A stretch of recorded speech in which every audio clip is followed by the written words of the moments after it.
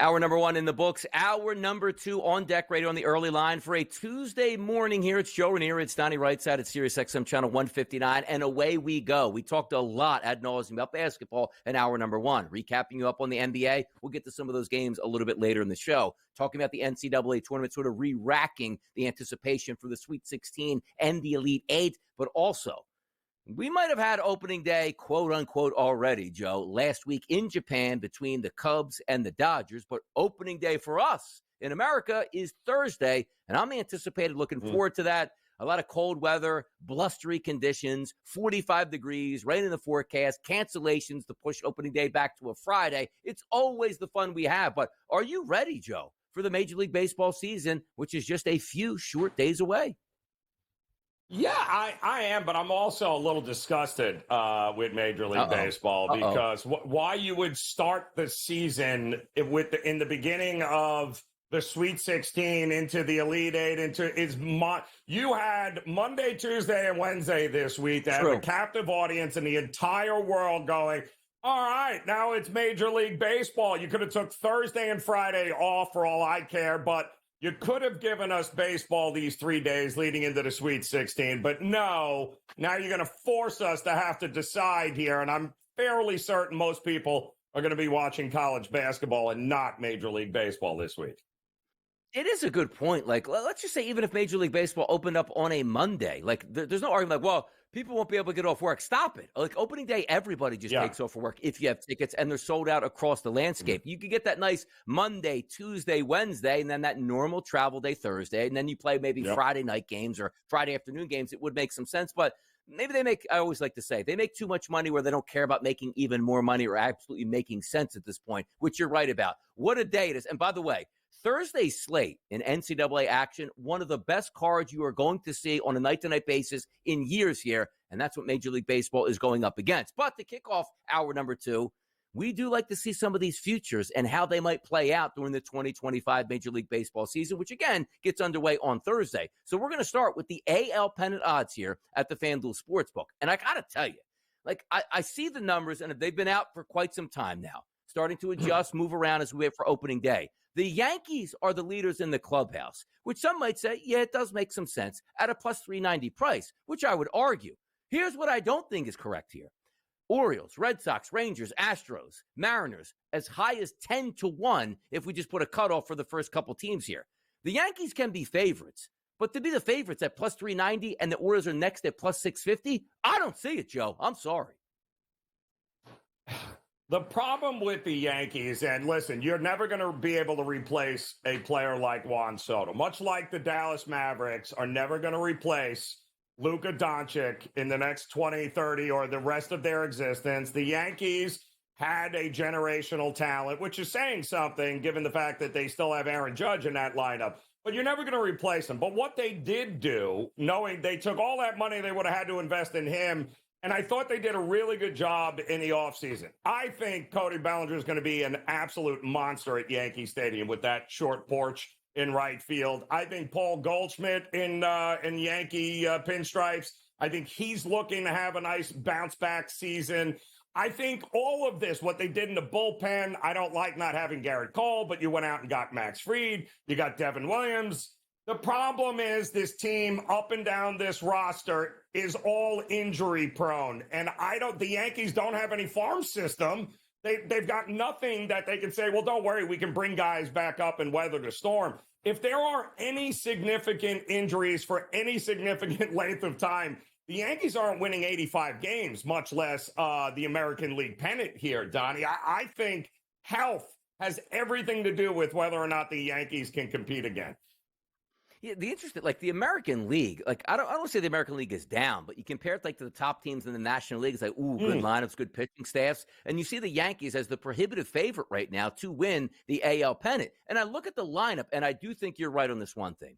There could be lightning in a bottle with Cody Bellinger. You want his home run props, his RBI props in the season.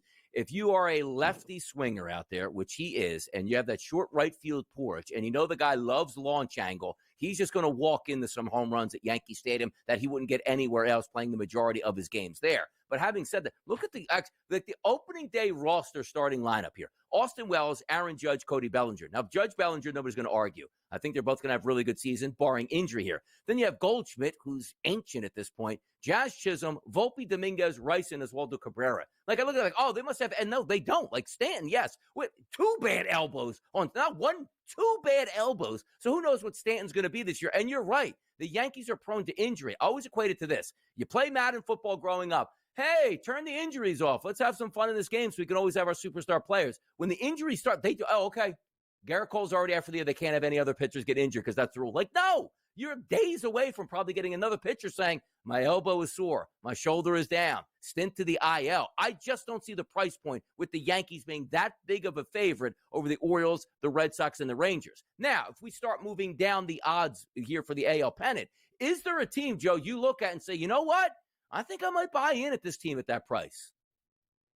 Well, I mean, listen, the Yankees also, we should mention, play in what I think is the toughest division in Major League Baseball in the American League East, because the Yankees, the Orioles, the improved Red Sox, even the Blue Jays are giving it one more final go there with Vlad and company there. So this is going to be tough, but if it's not the Yankees, then I do think the Orioles, you have to consider what they've done, the talent, the youth on this team. I think the Orioles are very much alive. If it's not the Yankees, I think it's the Orioles. I know the Tigers are too public for me. Everyone thinks the Tigers are going to win 90 games this year. They're going to bounce back. They're going to be all this tremendous. Like, yeah, no. I think Baltimore has the most talent, has the best roster if they can put it together this year to overtake not only the Yankees, but the American League pennant.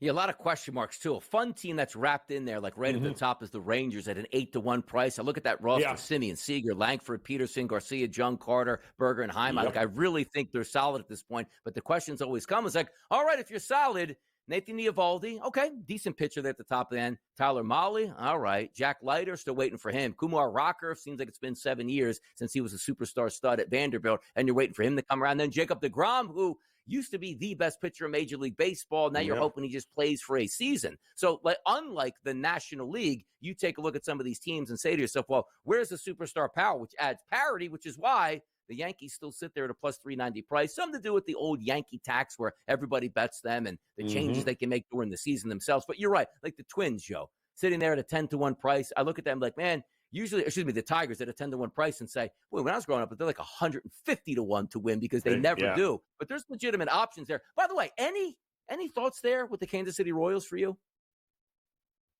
Listen, they're going to keep improving. I love the fact of what they did last year is they recognize they've got themselves an absolute superstar, and they locked the kid up there. I think that the Royals are going to be feisty. That whole division is feisty here, but for as long as there's 162 games here plus postseason, I don't think they're there yet. I don't think the Royals, the Tigers, even the Guardians for that matter, I think are going to take a step back this year.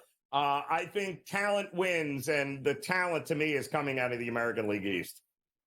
Yeah, it really is at that point, too. And it's always the same thing every year with the central divisions about the NL and the AL. It's like, get them in there, knock them out of the playoffs real quickly, and let's get back to the coast here, which usually typically have the more money. But you do take a look at the Kansas City Royals. India, Bobby Witt Jr., Vinny Pasquantino, Perez, Massey, Renfroe, Melendez, Garcia, and Isbell is a pretty good 1-9. Should be fun to watch them play. And in the division, they absolutely can win. And once again, like, it's nice to like the Royals are 15-1.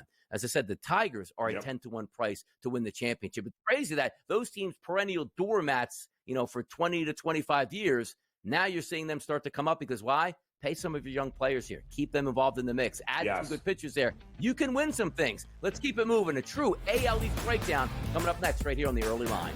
The AL East, always a center point of the focus on who's possibly going to win the AL pennant on a year-to-year basis. Why?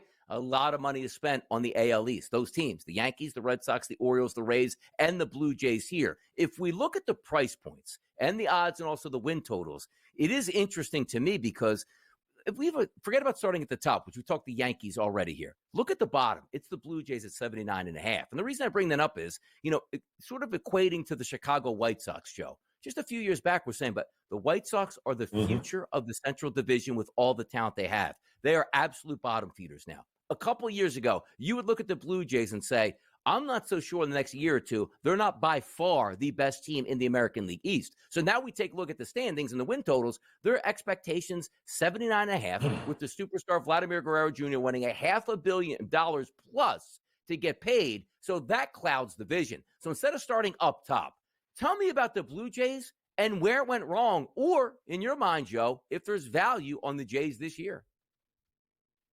No, I listen, it's a very important year for the future of what this franchise is going to be, right? Because they certainly, if things go their way and with the variance and injuries and other things that happen on a 162-game season to other teams, sure, they might be able to punch their ticket to the postseason, but then what? You still haven't locked up Vlad Guerrero Jr. This is his final year.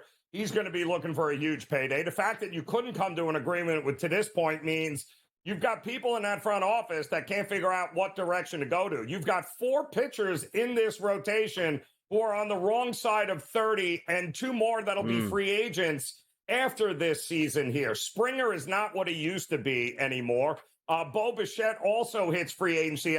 So this is a bunch of guys playing out the string right now with no clear direction as to where this organization is going.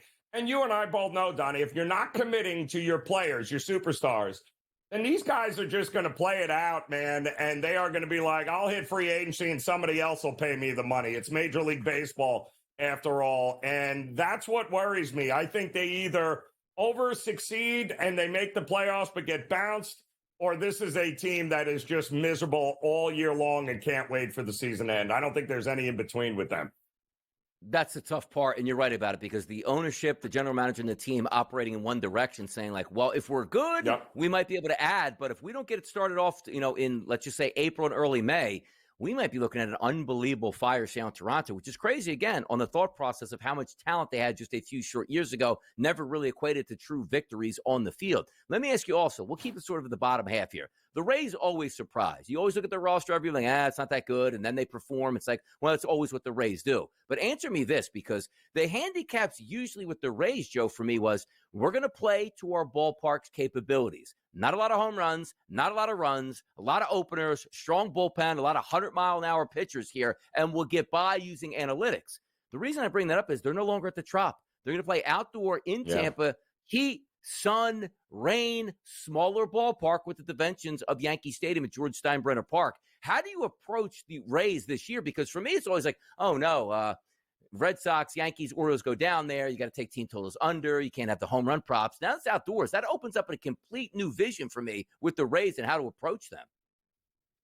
And they still don't know what they're doing, by the way, with the Trop and that and the roof. And it's an absolute shame, Donnie, because I had been in Tampa and I got to see what it looked like without the roof, and it's just terrible here, especially given all the history there at the Trop and those great Tampa Bay Rays teams that they've had. But Hurricane Milton comes in and changes the entire direction of what this team has got to go through now. Now they've got to play in Tampa outdoors in the summer heat that has the same dimensions as Yankee Stadium. This is going to be wild to see exactly how this organization and how this team adjusts to all of that. I always thought the Rays had one of the better home field advantages. They use that ballpark to their advantage with those arms. You ain't going to be able to do that out in 95 degrees in Tampa in the summer. I can't wait to see what goes on. I think they're interesting because they have, I think, 25 or 26 of the 40 players on this roster have been acquired via the trade. This is an entirely new Rays team and Rays players, and not necessarily the homegrowns that we've grown accustomed to. So this is a tough season for the Rays. I don't think it's going to end well for them. I think not having their own home. And by the way, where are you playing next year? Any idea, guys? You want to be long-term with Tampa? Like, you don't even know where you're going to be playing. So it's a tough spot for the organization for sure. This is an ownership group too that's going to leverage this situation in the wrong respect. Yes. Where it's like, hey, Yes. Nashville wants a team. We're going to move there because understand this: in a normal Major League Baseball market where your stadium gets damaged, right? And I understand it has a roof, but it's not like a retractable roof where it collapsed and damaged the structure itself. There would be 1,000-man crew working day and night the minute that hurricane hit. Clear things out in the next week, getting it going. They would be playing opening day in that stadium. And also, how about this? Like, they're playing at George Steinbrenner Field. Are you telling me, Joe, like they couldn't just take the remnants of the roof off and say we'll play in the elements this year because there's more, effective stands and we can fit more people? And they don't care. It's like they're trying to make it as worse as possible, like the Florida Marlins or the Miami Marlins, a.k.a. did back in the day. Nobody's going to come to Joe Robbie. We're not spending any money here. And until you give us a new stadium, we just can't compete. I think that's what the Rays are doing at this point because, again, it's a cloth roof. You had months. You couldn't put another cloth on that roof to play because last time I checked, again, it wasn't the structural damage to the stadium. Like, we got to knock it down and restart. They don't want to rebuild it. And you bring up a great point because watch this play into next year where it's like, well, we don't know what to do with the Trout. You had over a year to put a tarp roof on the building, and you couldn't figure that out. Just an absolute complete mess here. But before we wind up the statement quickly, or this segment quickly, is it the Yankees in this division for you? Is it the Red Sox? Is it the Orioles? Who are you taking here to win this thing? To me, it's a toss-up because if the Yankees stay relatively healthy, yes. If they don't, Donnie, it's to me, it's the Baltimore Orioles, then the Red Sox for me. But I think it's the Yankees, provided they can keep everyone on the field for enough games this year. I'm telling you, for me, a team that I don't know if I'm betting the win total or to make the playoffs, but on a day-to-day basis with RBI props, give me those Sox!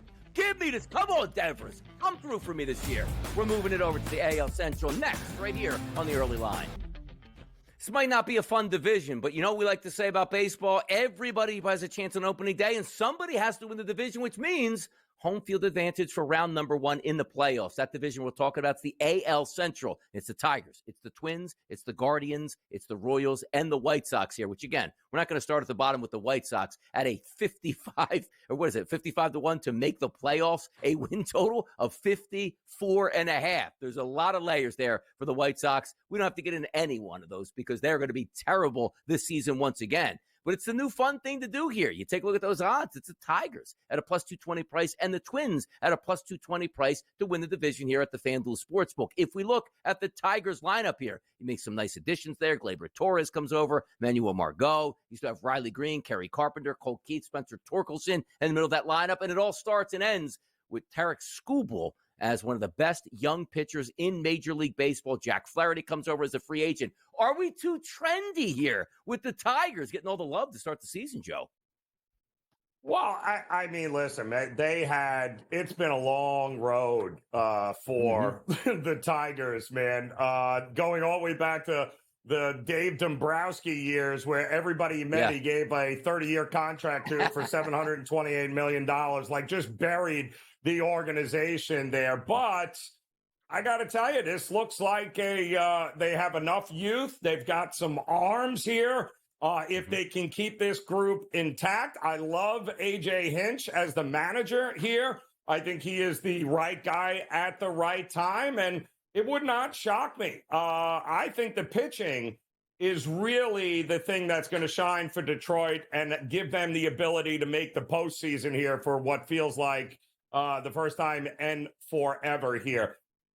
The hitting, that's going to be the biggest question, right? Do they have enough bats in that lineup to be able to compete with some of the bigger teams like the Orioles and the Yankees and the Red Sox and teams that we know that are going to be able to score? But from a pitching perspective, this is a very good starting group. This is also a fantastic bullpen here. So wouldn't shock me if Detroit is up at the top. But again, congratulations. You're the best in the American League Central. What are you winning, Donnie, exactly, in the long run? Yeah, exactly. Just getting feasted on by somebody else. But the things that we do like as handicappers is you take a look at these price points. Forget about, again, the White Sox, not to win the World Series. That price you're looking on your screen is to win the division. And we're not even talking about a division, Joe, that has like the Dodgers in it. Like, well, nobody's going to win the division. Like, this division truly is up in the air and have one team at 210-1 to win that division is hilarious. But look at the top 4 teams there, plus 220, plus 220, plus 300, plus 310 at this point here. If you had to pick one team, like forget about the White Sox, give me one team you expect to excel in this division, and give me one team, you know what?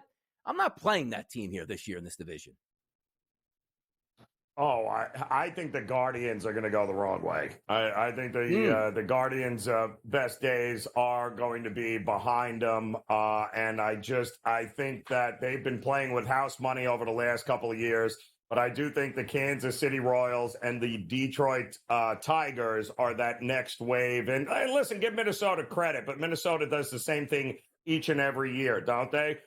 They look so good at some stretch, and then ultimately when it comes down to it at the end of the year, half the guys aren't available to them, and the pitching falls off a cliff. Say what you want. Is it managing? Is it, who's calling the shots there? But you keep coming up short year after year. It's the pure definition of insanity for the Minnesota Twins. I think it's time for a new era. I think the Kansas City Royals and Detroit Tigers are the class of this division this year, and we should probably get used to it, Donnie, because I think that's the way it's going to be here for the next few years moving forward with the amount of arms and youth that they have here. Guaranteed rate field, which I believe it's still called in Chicago, the old new Comiskey, whatever you want to say. There are going to be some empty days. I can't wait for the pictures that come from those like early April crowds outside of opening week of how many tens of people, not tens of thousands, tens of people are in the stands. Their opening day starting lineup, not talking about the 1 through 9, the pitching staff here. Sean Burke, I think that was the old goalie who played for the New Jersey Devils, Martin Perez, Jonathan Cannon, Davis Martin, and Shane Smith is that lineup's 1 through 5 as their pitching staff here. A 210. And again, like Luis Roberts in that lineup, batting number 2. Like, when is he shipped off? We've talked about him for years being traded off. This is the least talented organization from just 2 to 3 years ago. One of the most talented organizations with the brightest future. You had young superstar talents. You had flamethrowers in a pitching staff. And now we're left with looking at this lineup like, I'm not so sure he even plays on this team once we get to opening day. An absolutely crazy scenario. We're going to move it on to the AL West next. Is it the Astros? Is it the Rangers? Can the Mariners finally get over the hump? A lot to talk about here on a Major League Baseball Tuesday edition right here on the Early Line.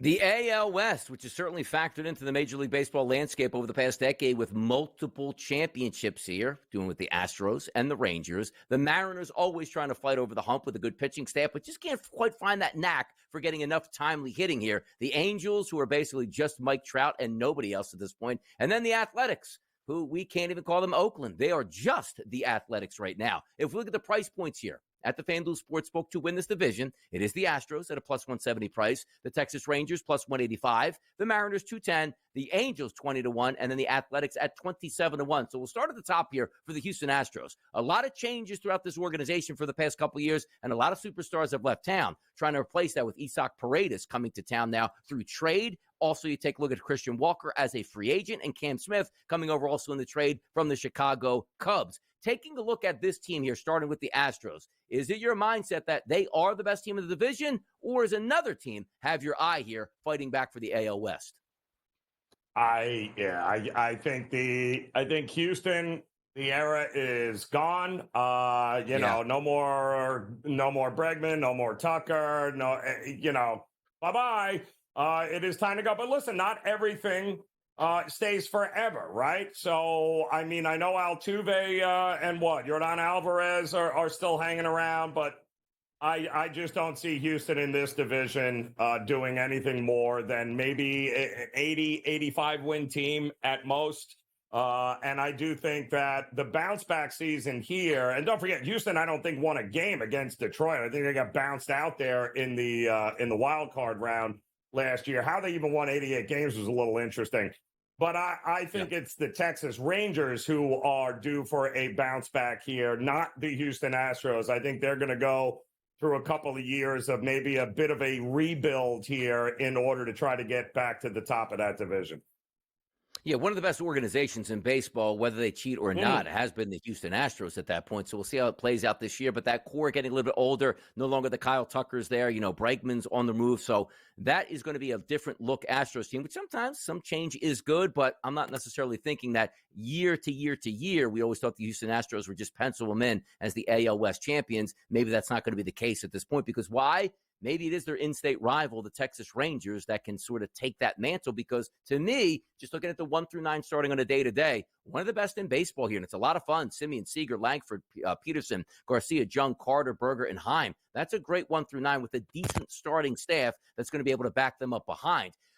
Injuries, Simeon's a great leadoff hitter. We get that. Seager has had some issues, but one of the best batters in baseball. I love the addition of Jock Peterson coming over, too. That left-handed bat with some pop in the middle of the lineup between Langford and Adolis Garcia. I have a lot of fun with this team. If I had to pick one champion in this division, it would be the Rangers for me also. You look at the Rangers' price point to make the playoffs at a minus 138 price. I think they can certainly do that as well. But that price point of plus 185 to win it, it's one of these teams that on a day-to-day basis, if I'm not betting the side, boy, there's a lot of RBI props in that lineup that I'm going to love here, Joe, with the Rangers.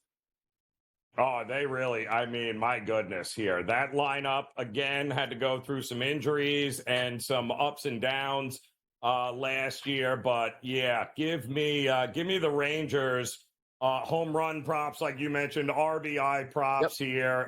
It was kind of a down year, but I think Corey Seager still had a great year last year. His WRC plus was still through the roof. They've got guys up and down this lineup, young guys too, that they can drop double-digit runs a game on any pitching staff here. So like everything else with the Rangers, it's going to be like, do they have enough in the bullpen? Do they have enough to overcome some of those nights maybe where the ball isn't flying out of the park? I think they will. I think they're ready to go with Bochy. I think they're ready to have a huge bounce-back season in the West. Next team we'll talk about is the Mariners here. Picked third in the division, odds-wise, here to start the season at FanDuel. That's plus 210 as a price. Very close again to the Rangers and the Astros. And also to make the playoffs, basically chalk, a minus 112 price. You look at this lineup, and it's the same thing every year. And I don't know if this changed. Is it just the ballpark? We got to sort of bring the fences in to give us a chance? Because every year we talk about the Mariners. Hey, good young pitching staff. Is it time that they get over the hump? Maybe it is. But the hitters, Robles, Rodriguez, Rowley, Arozarena, Rowley again. I mean, 2 rallies on the Cal Rowley and Luke Rowley. Hilarious how that plays out at that point. But when you look at that lineup, I look at it and go, I can't trust it. Like, is that good for 3 runs a game, which your pitchers have to have an ERA of sub-2 just to try to win this division? The lineup every single year for me leaves something to desired. And I look at this team right now and say to myself, same thing again, Joe. I can't trust the lineup. I can trust the pitching staff. That doesn't equate for victories for me enough to win this division. Well, and they're hoping that because they have pretty much, I believe that they're basically going into this season with kind of the same offensive pieces that they had last year. And they did what? They added Randy Arozarena, I believe, in the summer last year. They got him. They got Solano. But yes, the pitching staff, very, very good. But the problem with the Mariners is, as usual, ownership. Ownership will spend no money. It's once again, this is another year. They have not been in the top 10 in opening day payroll since 2008. And they've been below league median average since 2019. Oh, yeah, by the way, they haven't made the playoffs since 2001, Donnie. You think that correlates to the amount of money they're not spending? You can't compete in the American League or the National League for that matter and be taken seriously and not be willing to spend and write checks. And Seattle's just not going to do it. And we keep hearing they're going to do it at the trade deadline every year when they have good teams, but they're not willing to spend to get that 1 or 2 other pieces to put them over the top. And as long as they don't do that, congratulations. You'll be mediocre at best. Yep, get some good pitching starts. Boy, another 3-1 loss for the Mariners. Go figure that one out. Yeah, we can easily figure it out. Get some pop in that lineup and certainly do some damage at this point. Here's the team I want to talk about from L.A. Not the Dodgers, because we're since talking about here the AL West. It is the Angels. Like the move to get Soler, but also 20-1 to win this division, to make the playoffs at a plus 680 price, win total 72.5. Is it time just to move Mike Trout? Or they say, well, he's our box office guy in LA. We always need a superstar, which I get, because Trout's having a pretty good spring and he's healthy. Who knows how long that's going to last? Jorge Soler, I was watching last night, hit another home run. I think he has 5 or 6 in the spring training session so far. He should be fine, but it's always been an organization without a rudder. Like, we're not going to spend money on pitching. We'll have a really good lineup. We'll try to invest in pitching. The pitching doesn't work out. Our lineup suffers because of it. The Angels, for me, do need a complete restart here. But the question is, would somebody take on Trout's contract? And also, does Mike Trout actually want to leave L.A.? Because he's comfortable not really being in the spotlight, which how much of a spotlight the Dodgers take up. They are. Was last year rock bottom, Donnie? 99 losses. I think the most in franchise history last year. But more importantly, they watched Shohei Ohtani, who for some reason they held on to without actually getting anything in return for him when they had the chance to rebuild this organization. And he was the kind of player, if you weren't going to sign, well, then guess what? You could have gotten a ridiculous trade package and rebuilt this team sooner rather than later. But instead, you got nothing. And I think that's the big question here. I don't see it getting any better here. I mean, this is a team that has not had a good run differential in 10 years. And they have not, I believe, have a winning season since 2015. So what in this organization leads us to believe that things are going to turn around this year? I think they lose 100 or more games this year. That's how bad I think this organization is. Like, what a restart you could have had for your organization. Hey, you know what? We're the dregs of the minor league system. You fire off Trout and Ohtani and get an entire new team back of young talent. Yes. And then you're in L.A. and you can spend some money in free agency and away you go. And they completely botched everything where now it looks like you're going to have to pay somebody to take Mike Trout, not get the best prospects in the organization, and just let Ohtani walk across the street and go to the Dodgers and enjoy the spotlight there. It's crazy the way it plays out. I do want to spend just a few moments here talking about the Athletics, not the Oakland Athletics, just the Athletics next, and also chances to win some awards in the AL next right here. AL MVP awards in just a moment here, but usually you say, well, you're not going to stop the presses for bad baseball teams or baseball teams you don't think are going to do a lot of damage, let's just say by winning the division, making the playoffs, and or a World Series. That's the Athletics. And as I said, yes, just the Athletics, not Oakland, not Las Vegas. They're just the Athletics that are going to play in Sacramento. Now, my question comes to you, Joe, because you're down in South Florida, and the difference from going from the Tropicana field outdoors to playing in a smaller bandbox with the heat and humidity is going to make a massive difference. The reason I wanted to talk about the Athletics is not necessarily that I don't like Lawrence Butler. I do. Or Brent Rooker can have a good season. I think he will. And some of those guys in the lineup, I will be betting on day to day for runs scored, hits, RBIs, home runs. You get the picture.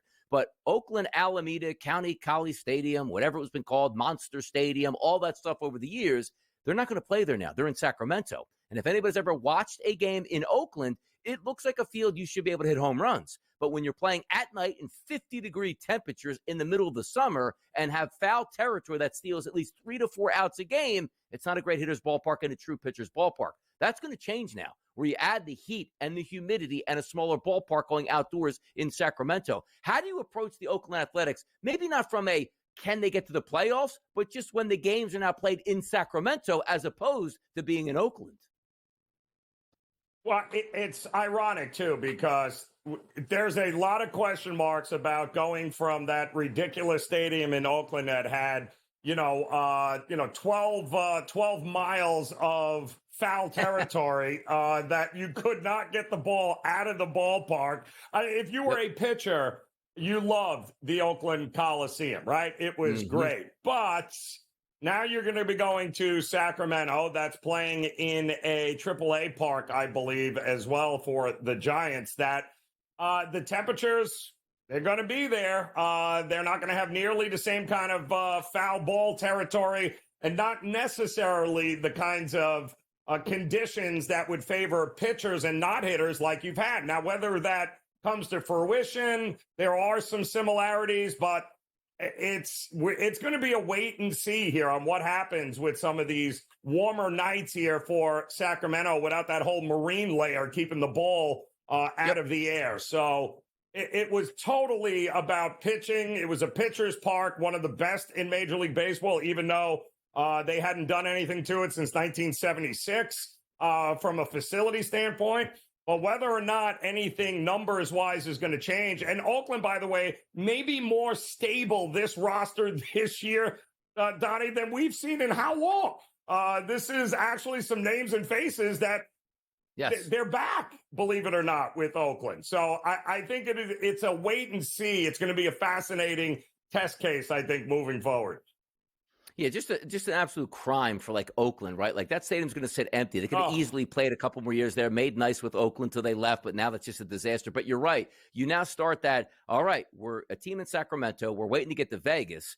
We have to actually start spending a little bit on our payroll so the teams from a Vegas perspective looks a little bit more enticing when they do come to town. So Oakland completely got the shaft with their fans here. Let's take a look at some of those AL MVP markets here because it's an interesting price. Most would think, well, who's the MVP last year? Well, it's Aaron Judge. Who's the favorite this year? It's not Aaron Judge. How about that? It's Bobby Witt Jr. at a plus 280 price.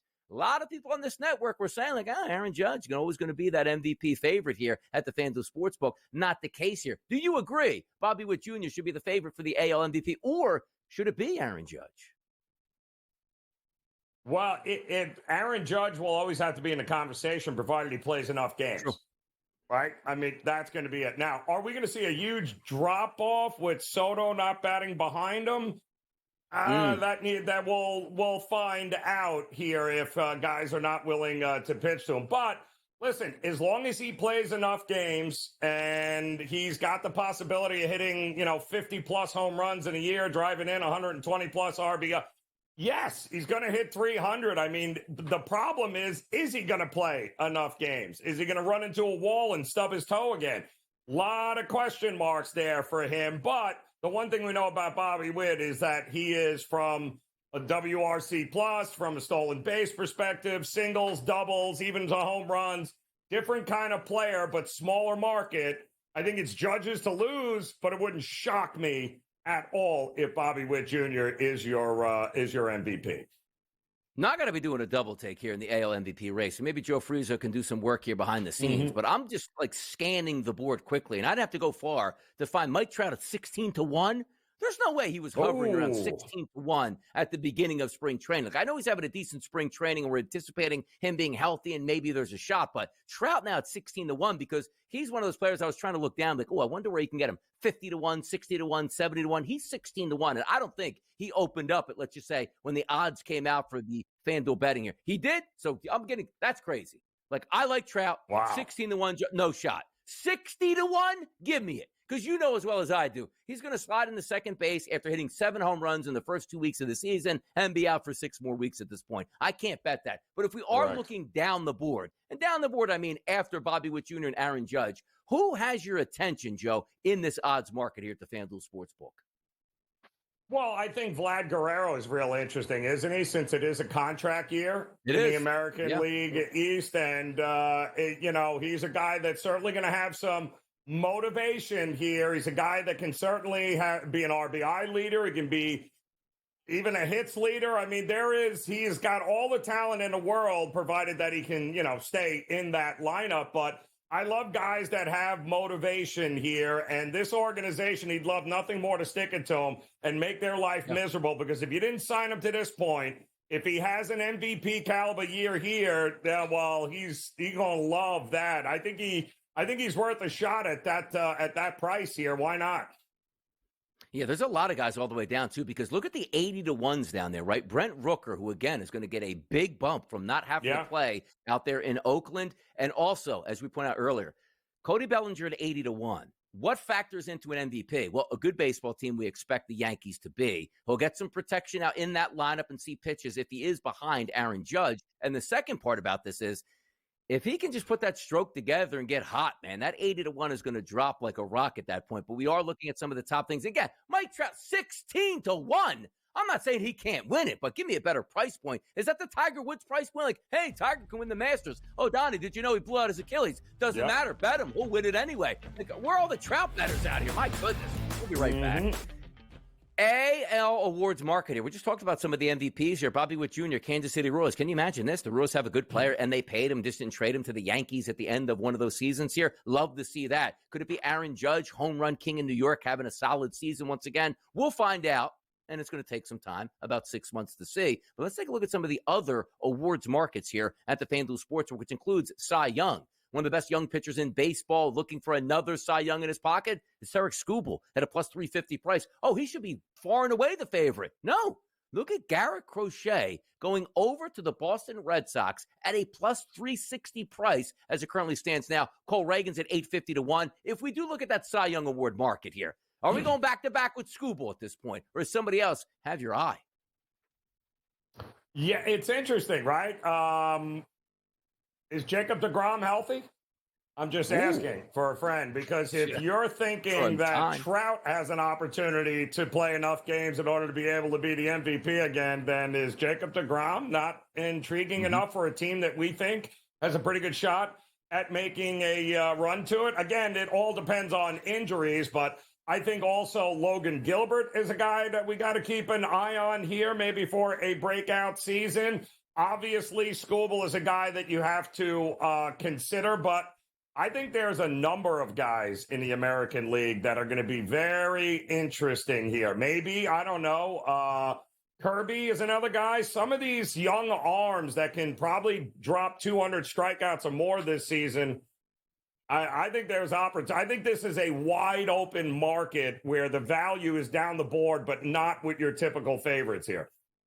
Exactly. And also, one of the guys coming back that was a Cy Young candidate and a very good pitcher in the American League was Shane McClanahan. We did the pro baseball show this weekend. Before the news came out on McClanahan, he was a 20-1 price. I'm like, keep an eye on that guy. Like, even though I understand they're going outdoors, one of the more dominant pitchers in baseball coming back from an injury and looked like he was healthy. A little that, like, triceps tendonitis / strain dropped him now back to a 50-1 price. They said they got good news on the prognosis, but who knows how long he's going to be out to start the season. So that's one of those big price drops in there, but a wide open field, it appears, outside of the top guys here for the American League Cy Young. American League Rookie of the Year, he's like in the NBA, we get excited for that. Maybe even hockey look towards that, or, you know, a rookie in the NFL. It's so hard to say the best rookie. Like, it feels like I've been talking about Jason Dominguez for 5 years with the Yankees, and he's still eligible to be a rookie at a 4-1 price point. I don't know very many rookies in Major League Baseball I want to put my money on, so we can skip this over. Unless, Joe, do you have any rookies that you see in that market here at FanDuel they say, you know, is worth a shot at this point? Or is it just really like, hey,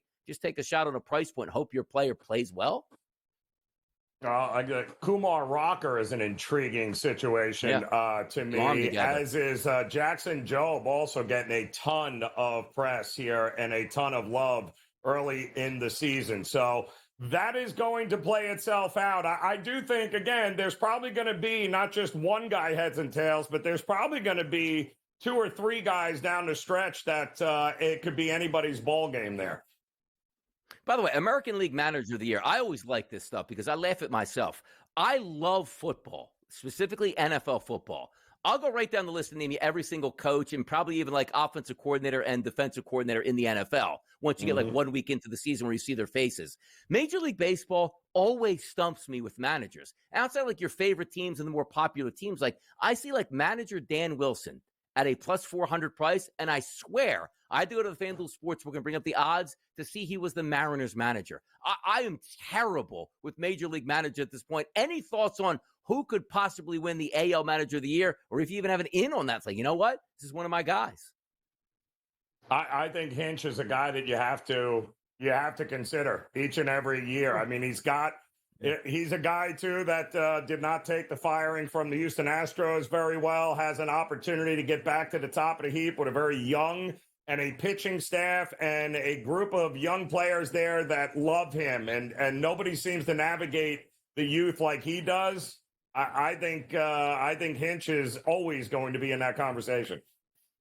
Yeah, it is funny to look at, too, because you go all the way down, like Aaron Boone and the Yankees. Like, the Yankees are the favorites to win the pennant, and he's way down there at 18-1 to win Manager of the Year. It's almost like you're a hindrance to your own team that's the best year, so we can't actually give you a vote at that point. Best reliever on the market, Emmanuel Clase from the Guardians. Obviously, always one of those guys up there. And also, comeback player of the year in the American League.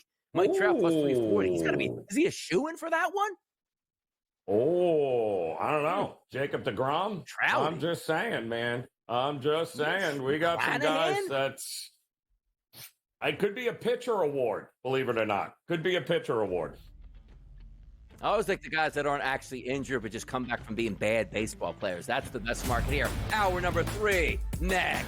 Did you guys get your baseball fill in hour number 2? Hopefully you did, because I'm excited. Thursday is opening day in Major League Baseball as we start hour number 3. Donnie Rightside along with Joe Raineri, Sirius XM channel 159 radio on the SportsGrid network, having some fun. And this time, we always like to reach out to the public, Joe, and feel what they're feeling out here. Get their point of view to be an interactive show, which we'll get there in just a minute. But the vibes here for opening day on Thursday, like, I always like the previews, right? We'll get them in today, we'll get them in tomorrow, and then Thursday, we go live at this point. But it sort of says, ooh, look at this price point here. Where did this change from? Like, for me, like Mike Trout, 16-1, had to open up at 50-1 or 60-1 to win the MVP. Joe Frizo tells me no. He was always 16-1. So even though you've looked at that stuff, just getting that final look before the regular season starts feels good. Baseball's in the air. Yeah, and again, baseball is here, but there's going to be a lot of familiar names not wearing the same uniforms that a lot of folks got to get used to as well. It is certainly a new look, and there's going to be a couple of new ballparks like we highlighted for some teams that you're going to be like, is that a minor league ballpark? Like, what are we looking at right now? Yeah, welcome to Major League Baseball 2025. I always like the baseball season and how it starts, too, because there's websites that we all like to use and statistics that we all know and love. So by the time, let's just say, we're in the middle of May, we all sound like geniuses. Like, you can just pull out the repertoire of weighted on base percentage and ISO power numbers and, you know, how a pitcher reacts and strikeout numbers. How do you approach, though, Joe, the first, 2 to 3 weeks of the season where it's like, all right, good pitcher going against a lineup that was good last year, and now I'm going to play some RBI props and play a side on this game. Like, what is your approach to early season betting in Major League Baseball?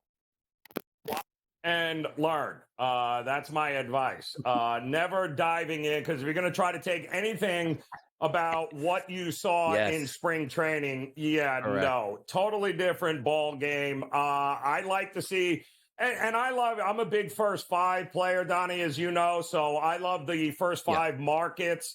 And a lot of that it's always contingent upon starting pitching and rotations, right? And so that is what I focus my attention on in the first couple of weeks. I try not to dive into the games because the variance is over the top in April. And I try not to go there. I try to figure out which teams I think there are going to be value after the first couple of weeks to focus on. You're right about that, too, because the most painful thing in sports, like, you can have a large lead blown in football. We see it so many times, but you're sort of used to it at that point. College basketball kids, wait a second, I was up 11 points. Now I'm going to lose this game. The NBA, I had a 26-point lead in the second quarter. I'm losing by the time the fourth quarter starts. We get that here. But there has been nothing worse over your betting career than a Major League Baseball bullpen meltdown late in the game, because there's no clock. You don't get up 6 runs in the 7th inning like, hey, just stall this game out, we're good. You still have to get those out. So when Joe brings up, like, betting the first 5, you can afford, like, hey, you know what? I bet on this pitcher. He wasn't good. I'll live with it. Nothing is worse than you tell me that starting pitcher went 7 1/3 innings, gave up 2 hits and 1 run. I'm up 4-1. And by the bottom of the 9th, I just lost 5-4 in this game. Nothing worse than that. So I understand that. And yes, Joe is correct. Wait, have fun, listen, and learn until those numbers come in, because there's nothing worse than saying, well, I thought that pitcher was really good in spring training. Stop it. It's completely different. They're working on different things. They're not stretched out yet. And who knows who's going to show up in the bullpen, which, again, brings us here where we like to reach out to the public and say, I wonder what they're feeling today. Should we fade the public or not? So at our SportsGrid account here, we asked the question with Fade the Public, which team is the best bet to win the American League? Now, the 3 teams that we picked out, the Yankees at a plus 390 price, the Orioles at a plus 650 price, and the Astros at 8-1 right in order. But also, we leave other in there so the people can vote and give their picks, or if they don't think the Yankees, Orioles, and Astros will be that. So for myself, Joe, I voted for other because I'm high on the Red Sox at a decent price point. But it looks like I'm not fading the public. I am the public, because 36% voted for other, 9% for the Astros, 36% roughly for the Orioles, and the Yankees at 18.6%. So, Joe, if I ask you the same question along with the public, which team is your best bet to win the American League? Who is that team? Well, my best bet at this point, and I'd have, there's a lot of asterisks that you got to put next to it at this point in the game. And, health is the biggest. The Yankees do win the American League pennant if, and only if, the core players stay healthy enough and we don't miss Aaron Judge for 40 games. And, you're going to have to do it without Cole, right? So Max Fried, who's also been very injury prone, he better step up here. I mean, this entire Yankees roster, when healthy, pound for pound, the best. You're not beating them. However, we know the chances of all of those guys, important players, staying healthy is a totally different ball game. But as of today, I'll agree with the public. I think the Yankees are the team to beat, but don't be shocked if the Yankees ultimately beat themselves.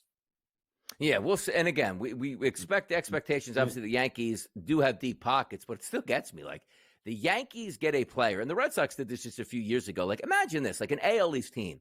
Money should be of no object at any time. You have solid players and certainly superstar players that your fans absolutely love. And the Yankees to lose out to a crosstown rival because they didn't want to pay Juan Soto will never get me enough. The same thing's like, hey, you know what?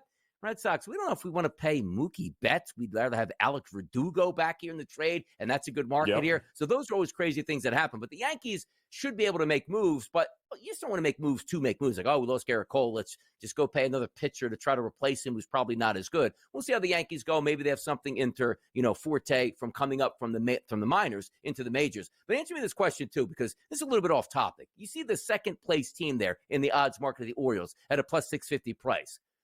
One of the most aesthetically pleasing ballparks in the history of professional sports is Camden Yards. It was beautiful the day it opened.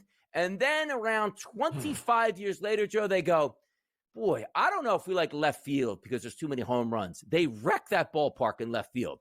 And now if you see, Joe, the sort of construction that they're doing to sort of bring it in and make the wall jut out a little bit less and have an angle, why did they just not leave it the way it was here? But at least I'm glad where they understand the travesty they made it, and they're trying to somewhat correct it in left field.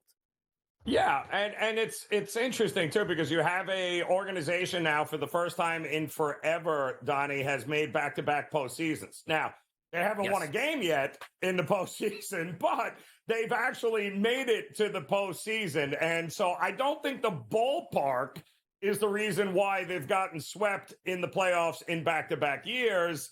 I do think, though, that they certainly have enough talent, very similar starting lineup, deep bench, the right manager. They've got a ton of young arms. There is no reason why the Orioles cannot compete here. But I'd be careful because they did the same thing with the Rogers Center in Toronto, Don, if you recall, a couple of years ago. And you know what?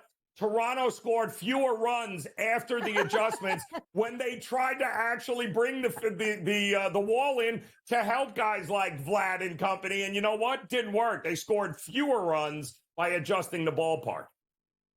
Like that's the biggest unsolved mystery I may have ever thought. Because I remember when they were doing that. Like I think it was during the COVID years where they couldn't play in Toronto, but they're playing, I think it was like Sailor Field or whatever it was in Buffalo. It's like, man, those fields are small. And they did. They were hitting Titanic shots out of that place because it was a minor league ball club. And even like Rogers Center was a decent hitting ballpark anyway, once the roof came off in the summer, there's a little bit of warmth in there. And then I was like, wait a second. Most ballparks change it to say we're going to go a little bit deeper because it's too small. No, we're going to bring the fences in. And it actually didn't help Toronto, which is a wild scene. So I'm glad you brought that one up. But always like the Orioles, like, oh, our pitchers are so bad they just give up home runs. Hey, how about you draft better and sign better pitchers for your ballpark? And your hitters go, yeah, we got some dudes that can hit tanks in this ballpark. And now we're hitting 400-foot bombs to left field that are hitting the scoreboard or flying out at the warning track. Stop it. We like home runs. We like scoring out here. We don't want 11-9 games every day, but come on now. Taking away 390-foot blast down the line because you were unhappy that your pitchers used to give up home runs, that's certainly a travesty at that point here. So there's that. You get it. You talk to the public. They give you the feedback. We give the feedback back to the public. It's Fade the Public. What a segment here. We'll be right back.